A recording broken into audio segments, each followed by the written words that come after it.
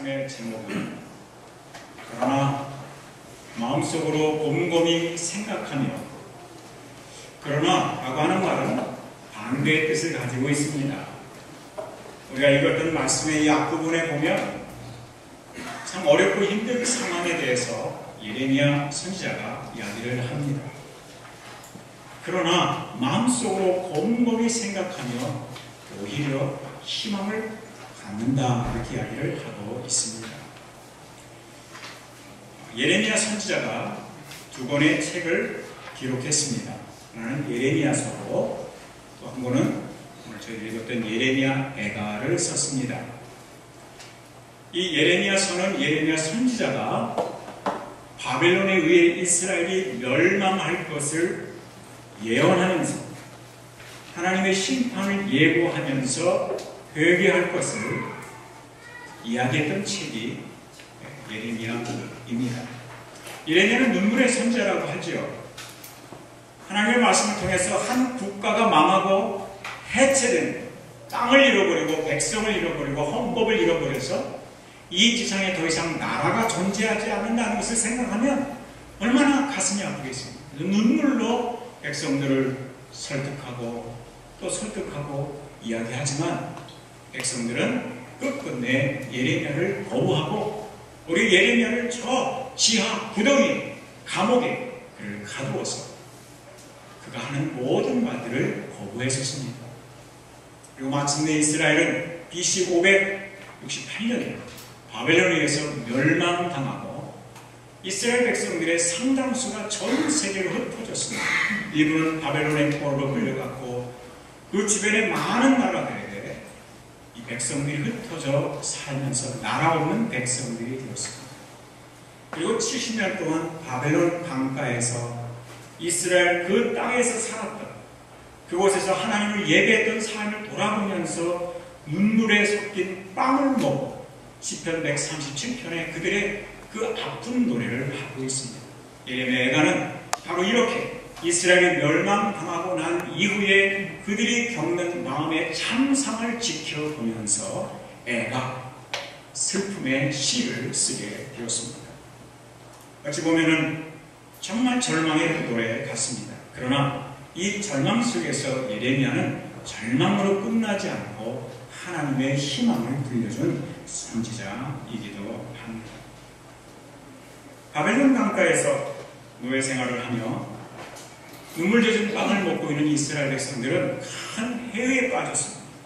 왜냐하면 이스라엘이 최고일 줄 알았습니다. 이스라엘의 하나님이 최고의 하나님인 줄 알았습니다. 이스라엘의 성전이 세상에서 가장 크고 견고하고 아름다운 줄 알았습니다. 바벨론의 포로로 잡혀서 와보니까 이스라엘은 요즘 말로 잭도 되지 않았습니다. 바벨론 사람들이 가지고 있는 성전은 이스라엘 국과 비교할 수 없는 어마어마한 규모의 성전을 가지고 있습니다. 지금 IS 이슬람이라고 하는 사람들이 파괴하고 있는 그 고대 바벨론 유적들, 그 시리아에 있는 많은 유적들이 사실은 이 바벨론의 그 옛날 이스라엘 백성들이 목격하고 놀랐던 엄청난 것들이었습니다. 여호와 하나님만이 유일하신 하나님인 줄 알았는데 이스라엘을 정복한 바벨론의 하나님이 더 커 보였습니다. 고민되지 않습니까? 우리가 믿는 하나님이 최고인 줄 알았는데, 우리가 나가는 교회가 최고인 줄 알았는데, 우리가 믿는 신앙이 최고, 우리의 성경만이 유일한 하나님의 말씀이라고 믿었는데 세상에 나가보니까 더 큰 성전이 있고 더 큰 세상에 시리는 것 같고 우리가 믿어왔던 것이 다 쓸모없고 바보 같은 짓 같고 어리석은 일을 했고 이곳에서 우리가 오랜 세월 동안 인생을 낭비한 것이 아닌가, 이렇게 많은 후회를 이스라엘 백성들이 바벨론에서 하게 됩니다. 그러나 그것이 끝이 아니었습니다. 그들이 알지 못하는 것이 있었고 눈앞에 보이는 것이 전부가 아니라고 하는 것을 예레미야는 이 애가를 통해서 그들의 멸망이 끝이 아니고 그들의 심판이 끝이 아니며 심판도 멸망도 고난도 고통도 사실은 하나님의 선하신 손길이요 역사요 구원의 방편이요 하나님의 도구라 하는 이야기를 애가서를 통해서 들려주게 됩니다. 먼저 우리 읽었던 성경 말씀을 우리 새 번역으로 20절까지 다시 한번 읽어보겠습니다. 시작. 나오머니 탄식뿐이라 이제 내게서는 찬란함도 사라지고 주님께 두었던 마지막 희망마저 사라져. 내가 겪은 그 고통, 습과 쓸개죽 같은 그 고난을 잊지 못한다. 잠시도 잊을 수 없으므로 울적한 마음을 가눌 길이 없다. 한나라가 멸망한 백성들의 마음을 대변하는 것입니다. 국가가 해체된 백성들의 마음입니다. 다시는 예배를 드릴 수 없을지도 모른다는 절망 속에 있는 사람들의 마음을 예레미야가 대변해서 노래하고 있습니다. 오늘 21세기를 살고 있는 우리들의 마음도 종종 이 에가서의 이 고백과 똑같습니다. 나오느니 탄식뿐이다. 되는 일이 없다. 내 인생에 왜 이렇게 많은 고난의 연속인지 내가 잘 모르겠다. 내 삶에서는 찬란함도 사라지고 마치 마지막 희망마저 다 꺾어져 버린 것 같은 느낌을 갖고 살 때가 우리에게 있습니다. 내가 겪은 그 고통, 쓴 쑥과 쓸개죽 같은 고난을 잊지 못한다. 전 세계 모든 백성들, 나라들 가운데에 우리나라도 8월 15일, 이제 얼마 안 남았네요. 해방절을 지키지요. 우리나라가 독립한 날을 지킵니다. 의미를 새겨봅니다. 그러나 이스라엘 백성들은 그들이 패배한 날을 기념합니다. 패배한 날 그들은 쓴 음식을 먹으면서 우리의 삶이 이렇게 썼다. 하나님을 떠난 순간에, 하나님의 심판이 임한 순간에 하나님이 바벨론을 통하여, 아시아를 통하여, 저 이집트를 통하여 우리를 연단하시고 고통을 주셨던 그 순간에 우리는 쓰리 쓴 삶을 살아. 그래서 쓴 나무를 먹고 쓴 음식을 먹고 쓴 물을 마시고 쓴 떡을 먹으면서 또 때로는 광야 생활 40년을 기념하여 집 밖으로 나가서 이 길가에 밀집으로 만든 텐트를 쳐놓고 그곳에서 생활하며 과거에 우리가 이렇게 방황했었다라고 하는 것을 기억하는 사람들이 이스라엘 사람들입니다. 오늘 여기 나온 고백처럼 울적한 마음을 가눌 길이 없다. 무엇으로도 위로받기 어려운 이런 마음을 가눌 길이 없다. 오늘 여러분의 마음은 어떠십니까? 오늘 여러분의 마음속은 혹시 이러한 탄식으로 가득 차지는 않았는지, 하나님을 믿는 백성으로 살아가면서도, 하나님 믿는 그리스도로 살아가면서도 때로 우리의 마음이 이렇게 어둡고 이렇게 상해있고 이렇게 눈물에 젖어서 살아가고 있지는 않는지, 그래서 세상이 더 커 보이고 하나님은 너무 작아 보이고 우리 믿는 이 성경은 너무나 쓸모없고 우리 삶에 아무런 도움이 되지 않는 책처럼 보여지는 이 현실이 혹시 오늘 우리들의 모습은 아닌지, 마지막 희망마저 사라져 버렸다고 고백하고 싶은 것은 아니지. 사실 우리 인생에 누구나 어두운 날이 있습니다. 또 실망스러운 날들도 있습니다. 여기 욥이 고백한 것 같이 내가 바라던 행복은 오지 않고 화가 들이닥쳤구나. 마치 강도가 문을 열어주지도 않는데 그 문을 부수고 들어와서 우리의 목에 칼을 겨누듯이 화가 들이닥쳤구나. 빛을 발했는데 어둠이 밀어닥쳤다. 불가항력이라고 하는 말이죠. 우리의 힘으로 내 지혜나 내가 가지고 있는 능력이나 내가 세상을 살아오면서 조금 가지고 있었던 경험으로는 감당이 안 되는 어려운 시련이 내 삶을 압도하고 있구나. 실망스러운 날들도 있고 고통스러운 날들도 있습니다. 예수님이 십자가에 못 박히고 하셨던 고백이면서 다윗이 그가 사랑하는 장인어른으로부터 미움을 당하고 그가 사랑한 조국으로부터 도망당해야 되는 어려운 현실을 겪으면서 썼던 시입니다. 나의 하나님 어찌 나를 버리십니까? 마치 하나님이 나를 버리시는 것 같은 느낌이 들 때가 있어요. 어째 우리 멀리 계셔서 하나님이 멀리 계시는 느낌, 이게 참 힘들지요. 기도하는데 하나님 이 기도를 듣고 계실까? 그래서 기도 생활이 참 어렵습니다. 10분을 못 넘기고 20분을 넘기가 어려운 기도 생활이 얼마나 우리에게 많습니까? 교회 오는 발걸음이 무거울 때가 있습니다. 마지못해 끌려올 때가 있습니다. 교회에서 사역을 맡지 않았다고 하면, 교회에서 어떤 책임을 맡지 않았다고 하면 결코 교회에 오지 않았을 분들이 여기 많이 계실 겁니다. 제가 목회자가 되지 않았다고 하면 이 세상에 누구보다도 매주 교회에 오지 않는 성도로 살아갔을지 모릅니다.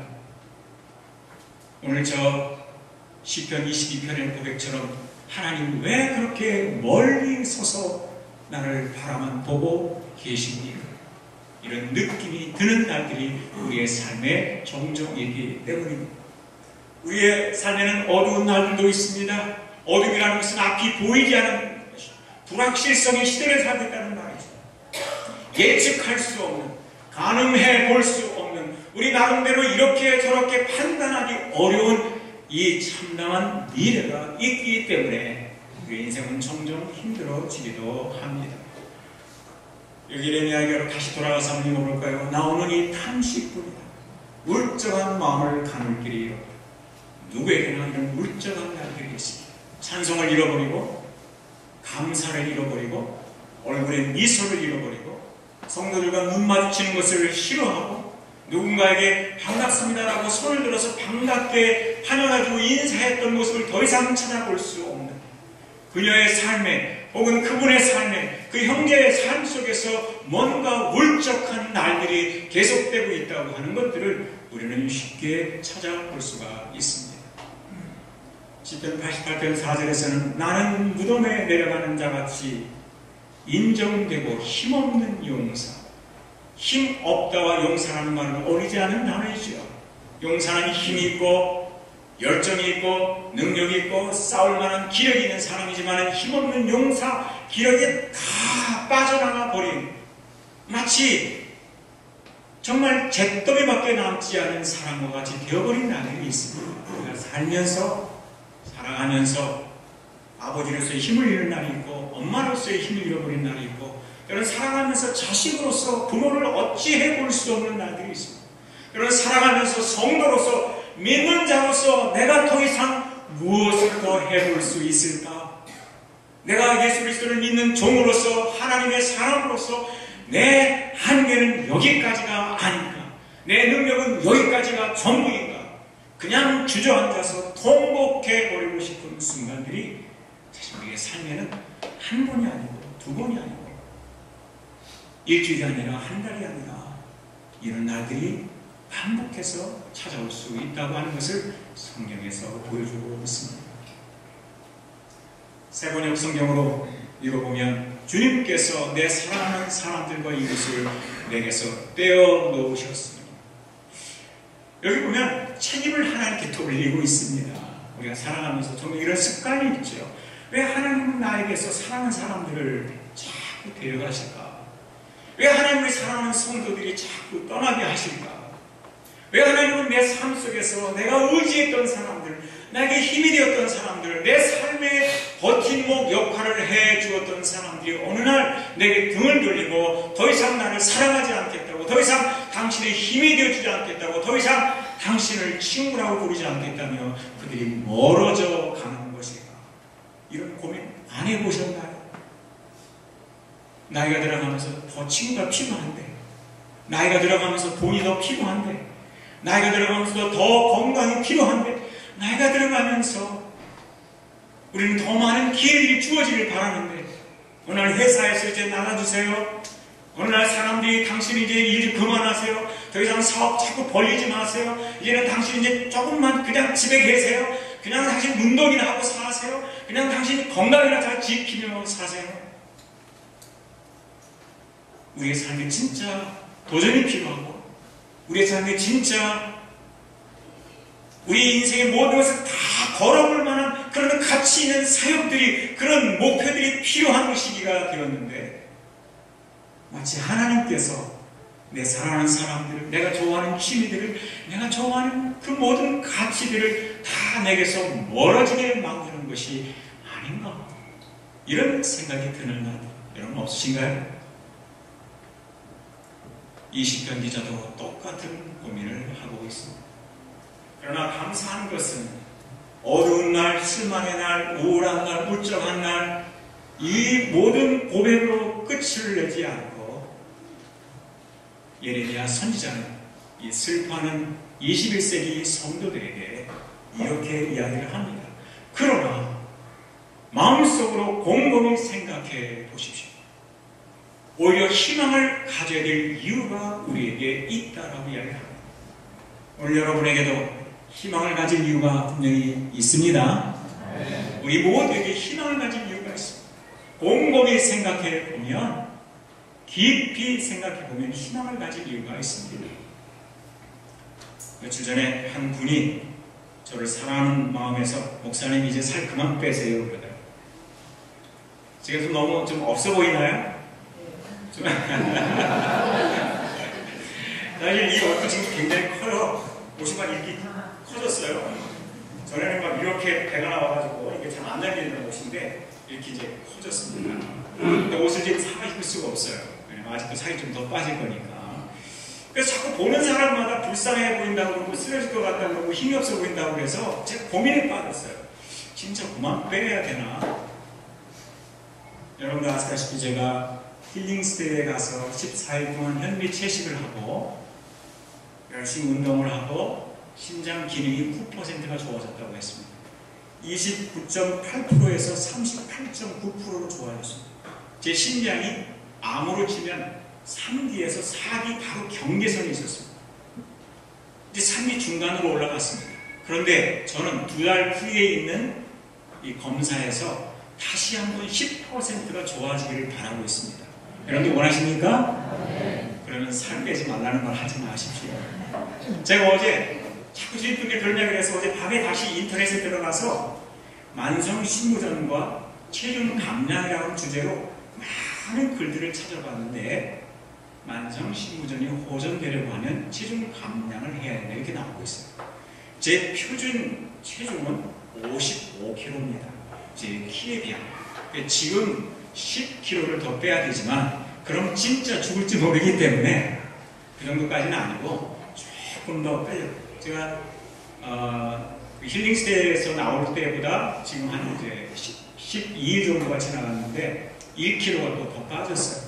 자연스럽게 빼려고 하는 것이 아니라 자연스럽게 빠졌어요.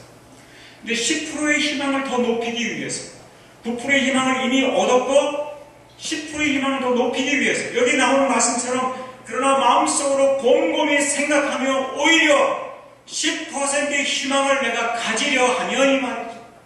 오늘 우리의 삶 속에 1%의 희망도 남아있지 않다고 생각하는 이스라엘 백성들에게 9%의 희망, 10%의 희망, 아니 50%의 희망을 살리려고 하면 지금 그 이야기입니다. 그래서 다시 돌아보는 거죠. 그래서 황성수 박사에게 배웠던 책을 놓고 4번째 독서를 했습니다. 내가 지금 가는 길이 바른 길인가?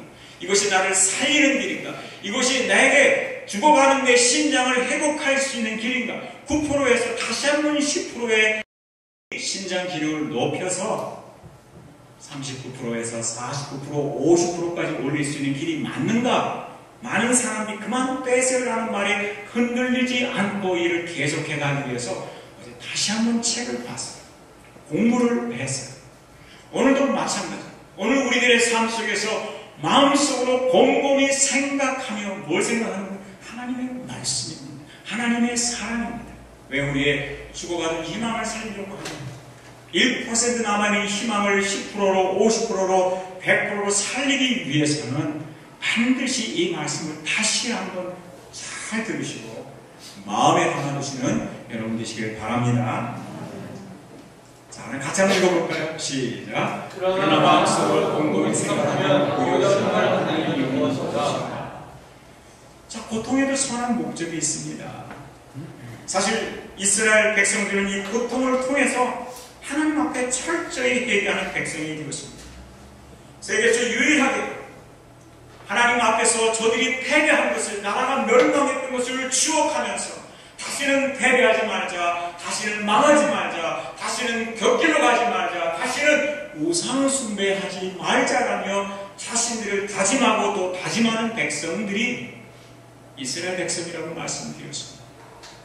고통이, 고난이 그 순간에는 괴롭고 힘들지만 우리의 죄를 그치게 하고 우리의 삶에서 우상을 멀어지게 만들고 우리의 삶이 철저하게 하나님의 말씀에 순종하도록 만든다는 의미에서 이 고통은 때로 우리에게 유익한 것이 됩니다. 여러분이 영화에서 보신 그 타이타닉 유명한 이야기 아닙니까? 1551명이 죽었습니다. 2224명이 타서 1551명이 죽은 유명한 역사적 사건입니다.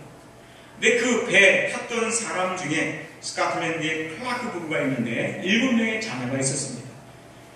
이 부부도 티켓을 끊고 가슴이 설렜습니다. 야, 우리가 드디어 세계 일주를 한다. 전 뉴욕으로 가서 우리가 한 번도 경험을 보지 못했던 이 모습들을 아이들에게 보여준다. 꿈에 설레었습니다. 근데 불과 일주일을 앞두고 막내가 동네에 개에 물렸습니다. 근데 그때는 개에 물리면 무조건 광견병에 대한 위험이 있기 때문에 격리 치료를 받았습니다. 그래서 집 앞에다가 하얀 글씨, 하얀 포대기를 하나 붙이고 이 집에는 일주일 동안 격리 치료 중입니다. 메르스 격리하듯이 그렇게 된 거예요. 일주일밖에 안 남았는데 일주일 동안 격리 치료를 받는 겁니다. 그들이 격리 치료를 받고 얼마 되지 않아서 타이타닉호를 타지 못했죠? 여러분, 타이타닉호가 침몰했다는 소식을 들었어요.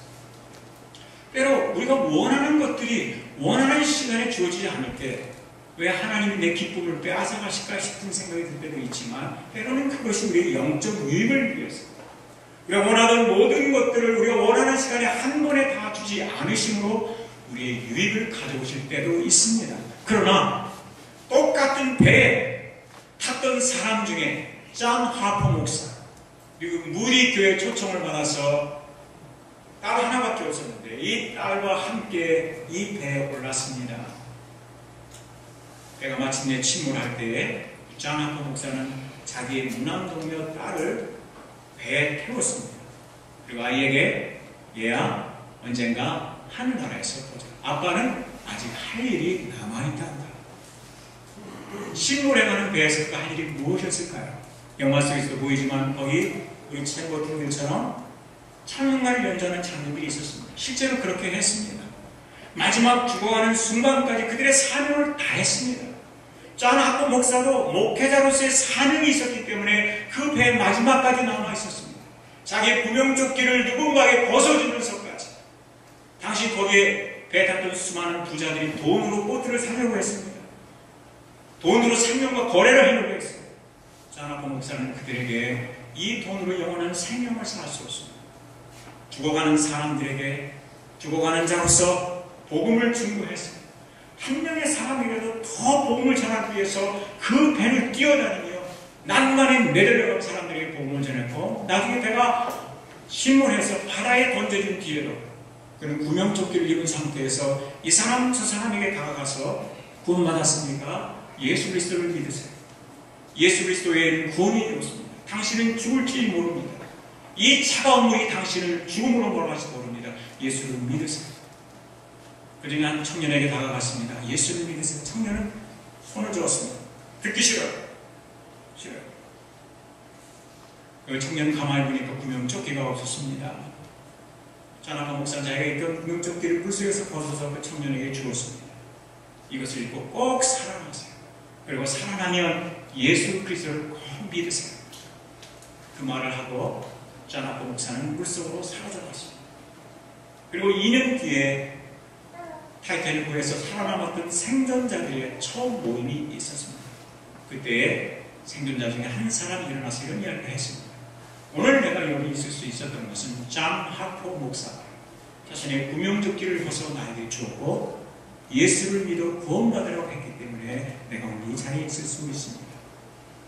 어떤 사람에게는 개에 물려서 그 배를 타지 않는 것, 그가 원하던 그 즐거운 세계일주 여행을 잠시 그들이 허락되지 않은 그 고난이 유익이 되었지만 존 하퍼 목사 같은 사람들에게는 그 죽어가는 사람들에게 절대 절명의 순간에 놓인 사람들에게 복음을 증거할 수 있는 기회가 주어진 것이 내 목숨을 주어서라도 내 생명을 바쳐서라도 한 사람의 영혼이라도 구원할 수 있었던 그 고난의 현장이 축복이요 은혜요 보상이요 하나님의 놀라운 섭리라고 이야기할 수 있는 것입니다.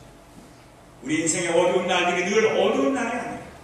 그 어두운 날이 우리의 죄를 그치게 하고 그 실망의 날들이 우리에게 기도를 배우게 하고 그 좌절의 날들이 다른 사람의 소중함을 알게 해주고 우리가 낙심했던 그 많은 날들이 우리의 겸손함을 일깨워주고 우리가 절망했던 그 날들이 하나님을 발견할 수 있는 날들이 되고 모든 사람들이 스스로 어찌할 수 없는 상황에 던져진 그날들이 그 속에 우리에게 있는 희망, 이 복음, 예수 그리스도의 십자가를 통해서 우리가 가진 조그만 생명들을 나누며 구원의 길을 주 예수를 믿으라 그리하면 노안이지 구원을 얻으라고 이 복음을 증거할 수 있는 그런 기회가 되어진다고 하면 이 고통에도 선한 목적이 있으며 이것조차도 하나님 앞에 감사할 수 있는 그런 성도들이 되시기를 바랍니다.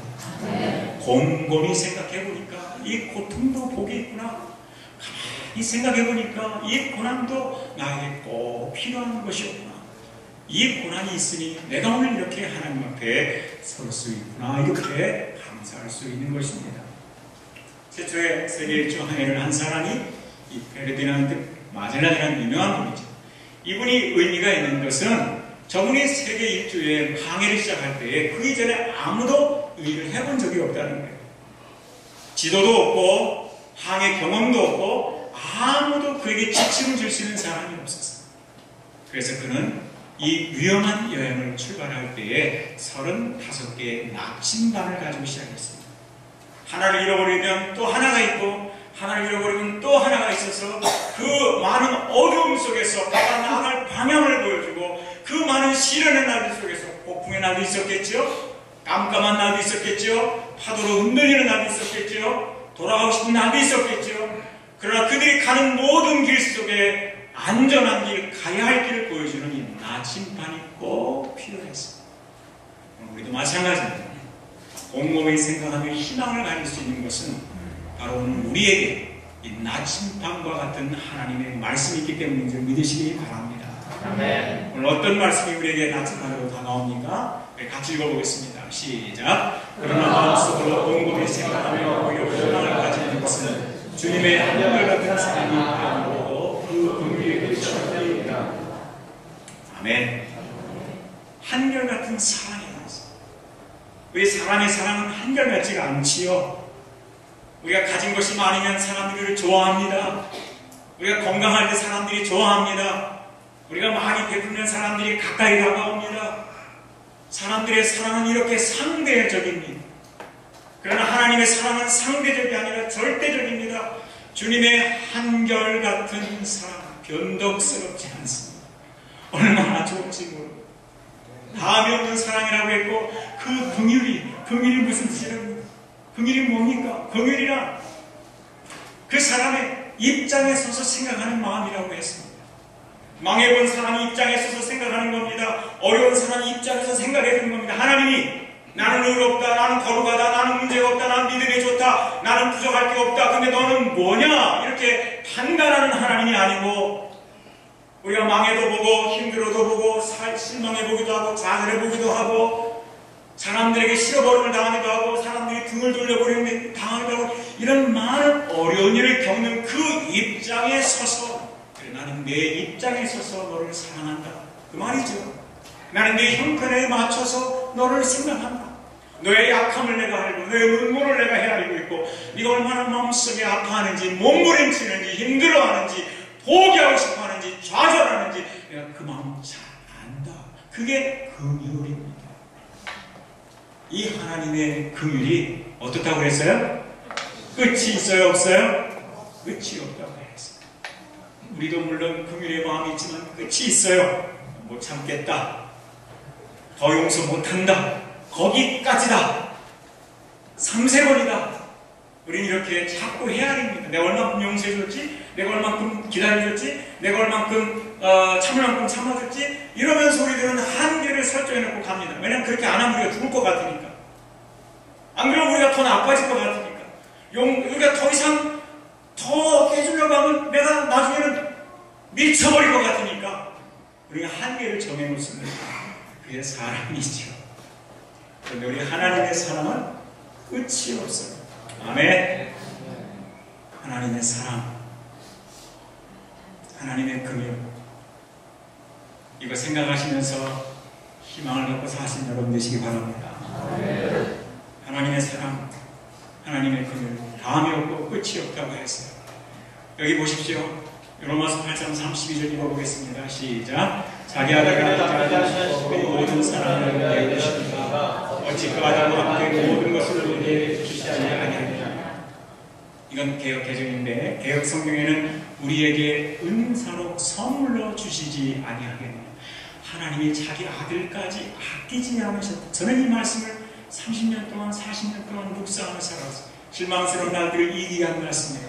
좌절의 날들을 이기게 한 말씀, 포기하고 싶은 순간들을 이기게 하신 말씀이 바로 이 말씀이에요. 주머니가 탈탈 비어서 먹을 것이 없고 쓸 것이 없고 버스 탈 돈이 없던 시절에도 이 말씀이 저를 희망을 갖게 했어요. 저를 살려주었어요. 자기 아들을 아끼지 아니하신 하나님이 뭘 더 아끼겠느냐. 지금 고난을 주시는 것은 뜻이 있겠지. 지금 돈을 안 주시는 것은 목적이 있겠지. 지금 내가 좀 어려운 것은 하나님이 더 나은 계획이 있겠지. 아멘? 아멘. 맞습니다. 우리 자식을 길러봐서 알잖아요.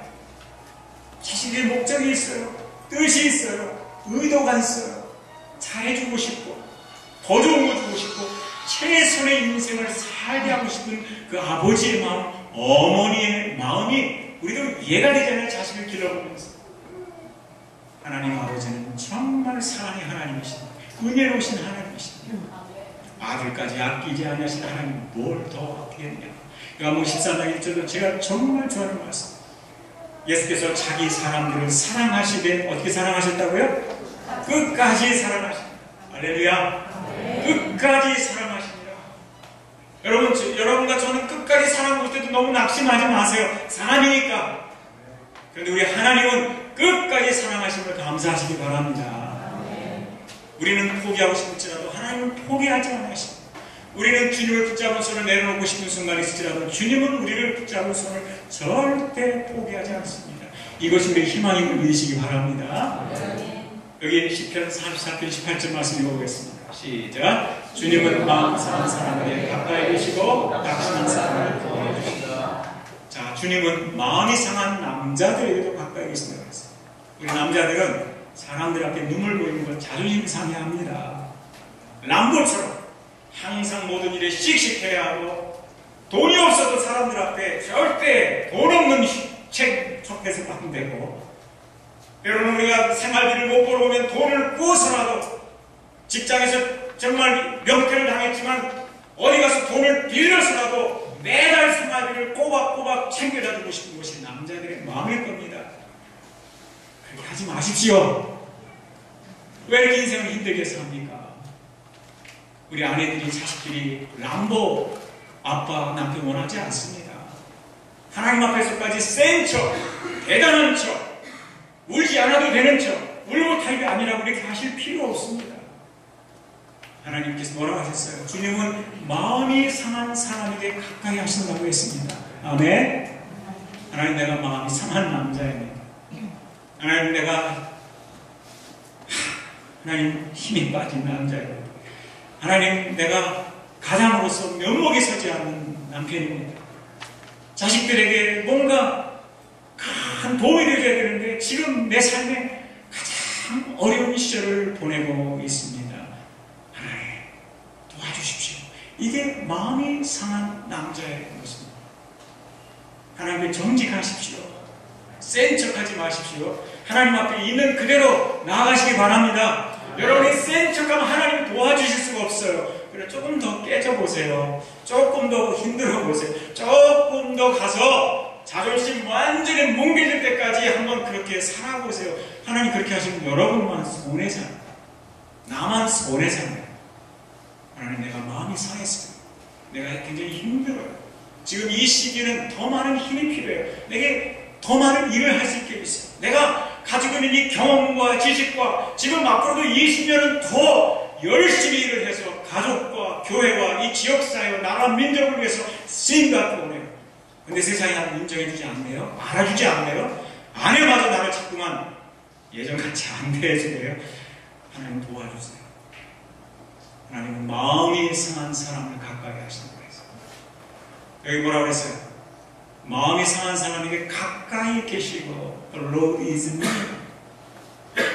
센치 않은 사람이나 마음이 상한 사람이 가까이 계시고, 우리가 가장 놀라운 고백 중 하나는 여호와 쌈마라는 말이죠. 그 말은 God is there where you are. 우리가 있는 곳에 하나님이 함께 계신다는 뜻입니다. 아멘. 내가 있는 곳에, 내 어려운 현실 속에, 내가 처한 이 상황 속에 하나님이 함께 계신다. 여호와 삼마. 신약성경에서는 다른 말로 뭐라고 하죠? 하나님 나와 함께 계신다는 뭐라고 하죠? 임마누엘의 하나님. 하나님 나와 함께 계신다. 하나님 나와 함께 계심으로, 나와 가까이 계심으로 우리는 우리의 연약한 모습 그대로 하나님께 보여드릴 필요가 있습니다. 예레미야 29장 10절 읽어보겠습니다. 시작. 여호와의 말씀이라 너희를 향하사였노니 평안히 어찌하게 하리라. 너희의 미래와 희망을 주시리라. 하나님 우리에게 뭘 주고 싶어 하신다고요? 미래와 희망입니다. 아멘. 여러분 예수를 잘 믿으셔야 되는 이유가 여기에 있습니다. 하나님이 힘들게 하려는 분이 아닙니다. 하나님 우리를 쇠가 빠지도록, 이해하시나요? 하나님 우리를 죽기 살기로 부려먹고 버리는 그런 하나님이 아닙니다. 우리의 아버지시요, 우리의 구원자요, 우리의 돕는 자요, 우리의 중보자요, 자기 아들까지 아끼지 않고 내어주신 분이요. 하나님은 여기 있는 모든 분들의, 우리 청년들의 미래와 희망을 주기를 기뻐하시는 분입니다. 네. 우리의 미래가 그분 손에 달려 있습니다. 여러분의 미래가 하나님께 달려 있음을 믿으시기 바랍니다. 여기 창세기 18장 16절 말씀 읽어보겠습니다. 시작. 야곱이 자기께 이르되 여호와께서 과연 어디 계시겠느냐. 하나님 어디 계신다고요? 어디 계신다고요? 여기 계십니다. 이 예배드리는 이 시간에 나와 함께 계시고, 야곱이 고백을 할 때는 저 광야의 산에 주의 사람이 하나도 없는, 인생을 잘못 살아가지고 형님한테 미움을 받아서 죽지 않으려고 도망쳐 나온 처참하고 비참하고 바보 같고 등신 같고 이 세상 말로 쪼다 같은 모습으로 지금 야곱이 지쳐서 잠이 들어있다가 꿈을 꾸면서 깨어나서 한 말입니다. 하나님이 여기 계셨구나. 도망치는 나에게, 못난 모습으로 살아온 나에게까지 하나님이 함께 계셨구나. 하나님 우리와 함께 계심을 찬양하시기 바랍니다. 여기 계십니다. 또 로마서 8장 30절에 보면 하나님이 그 사랑으로 우리가 모든 일을 넉넉하게 이기며 하나님 사랑에서 꿀물 수 있는 것이 하나도 없다고 말씀하고 있습니다. 또 빌립보 4장 13절에서는 내게 능력 주시는 분이라고, 하나님은 내게 능력 주시는 분이라고. 우리가 곰곰이 생각하며 희망을 가져야 되는 것은 하나님이 우리에게 능력 주시는 분임을 믿으시기 바랍니다. 내게 능력 주시는 자라고 했습니다. 시편 23편 4절에서도 내가 사망의 음침한 골짜로 다닐지라도 해를 두려워하지 않을 것은 주께서 어떻게 하신다고요? 나와 함께 하십니다. 인생의 어두운 나무 속에서 하나님이 나와 함께 하심으로. 자, 오늘 말씀의 이제 하이라이트입니다. 여기 뭐라고 했어요? 곰곰이 생각하며, 그러나 곰곰이 생각하며 희망을 가지는 것은, 오히려 희망을 가지는 이유는 뭡니까? 같이 읽어보겠습니다. 시작. 주님의 사랑과 긍휼이 아침마다 새롭고 주님의 신실이 크나 나는 늘 바라였다. 주님은 내가 가진 모든 것, 주님은 나의 희망. 주님께서는 주님을 기다리는 사람이나 주님을 찾는 사람에게 보여주신다. 하나님의 사랑이 아침마다 새롭다고 했습니다. 하나님의 사랑이 아침마다 여러분의 삶을 새롭게 하시기를 바랍니다. 이 말씀을 보면 우리 인생에 꼭 필요한 5가지 영양소가 나옵니다. 여기 뭐라고 했어요? 주님의 사랑, 긍휼, 주님의 신실, 그리고 주님은 나의 희망, 그리고 복을 주신다 그랬어요. 우리 음식에도 영양소가 있습니다. 칼로리만 높고 이러면서 없는 이런 식품들이 아니라 여기 오늘 이 말씀 속에 우리가 희망을 곰곰이 생각하며 희망을 갖는 것은 하나님 안에, 주 예수 그리스도 안에, 그리고 한빛침례교회에서 함께 믿는 모든 성도들 안에 이런 희망이 여러분에게 있기 때문에 믿으시기 바랍니다. 하나님의 사랑이, 하나님의 긍휼이, 하나님의 신실하심이 하나님 주시는 희망이, 그리고 하나님 주시는 행복이 있기 때문에 그리고 오늘 이 아침에도 희망을 갖고 예배를 마치고 세상으로 당당하게 어깨를 펴고 나아가시는 여러분 되시기를 주의 이름으로 축복합니다. 기도하시겠습니다.